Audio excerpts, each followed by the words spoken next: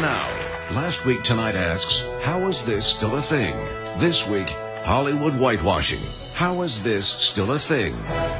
In just 1 week, we'll celebrate the Academy Awards. They promise to be controversial. As for the second year running, the nominees are whiter than a Yeti in a snowstorm, fighting Tilda Swinton. And yet some are arguing it's not entirely the Academy's fault. Some observers say Hollywood just doesn't provide enough good roles for black actors. One of the reasons for this might be that even when there are roles for non-white actors, they sometimes still get played by white people. In Prince of Persia, based on a video game set in ancient Iran, Jake Gyllenhaal plays the title character. That's right. Jake Gyllenhaal, a white American with a Swedish last name, was cast to play the Prince of Persia from, you know, Persia.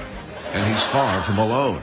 Just last year, Emma Stone played the half-Asian Allison Eng in Aloha. Apparently, Aloha means hello, goodbye, and you've got to be fucking kidding me. And when Hollywood needed actors to play Egyptians in Exodus, Gods and Kings, it knew just what to do. Moses, Ramesses, you grew up together, close as brothers. That was a guy from Australia and a guy from Britain, pretending to be two guys from Egypt, a country in Africa. And if you like that, don't miss Gods of Egypt opening Friday, starring a Scottish guy. I shall be your one true God. Wow, that's the whitest Egyptian since these four. All of this is nothing new. White actors have taken roles designed for every ethnicity throughout Hollywood history. From John Wayne as Genghis Khan in The Conqueror. Your treacherous head is not safe on your shoulders. To the non-Puerto Rican Natalie Wood as Maria in West Side Story. Buenas noches. To the multiple instances of white actors playing Asian characters, from Marlon Brando. Sakini by name, interpreter by profession. To, of course, this. You cannot go on or keep ringing my bell. It's a performance the New York Times in 1961 actually praised as broadly exotic. Seriously.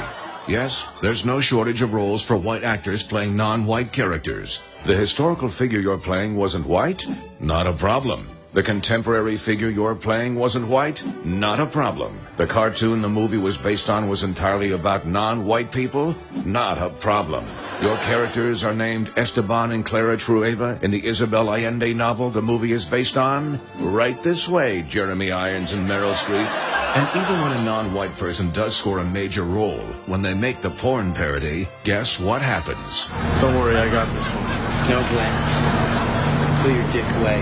And when filmmakers get called out on whitewashing, the justification is less to do with black and white and more to do with green. Director Ridley Scott told Variety magazine he can't mount a $140 million film and say that my lead actor is Mohammed so-and-so from such and such. Yeah, you needed the white hot star power of whoever the fuck this guy is. And maybe all of this would be less egregious if any time an actor of color took on a traditionally white role, half the country didn't go ape shit. The appearance of a black stormtrooper in the first trailer for Star Wars The Force Awakens is causing a lot of chatter on social media, even some racist comments. Several people were apparently upset that the actress playing the character is African American. He'd be the first black Bond. The author of those Bond novels saying Elba is too, quote, street. Yes, if you're black, even if you're an actor who sometimes dresses like French Waldo, people will still say you're too street. And this isn't even getting into how movies about minorities will still put white people in the foreground. How are we supposed to believe Tom Cruise is the last samurai? This guy is the last samurai? This guy? This guy is the last samurai? This guy. This guy is the last samurai. Fuck you. So when you hear people say the Oscars are so white because the roles aren't there, just remember, the Academy gave Oscars for characters named Olan, Billy Kwan, and Luis Molina to actors named Louise, Linda, and William, all of which is enough to make you ask, Hollywood whitewashing, how is this still a thing?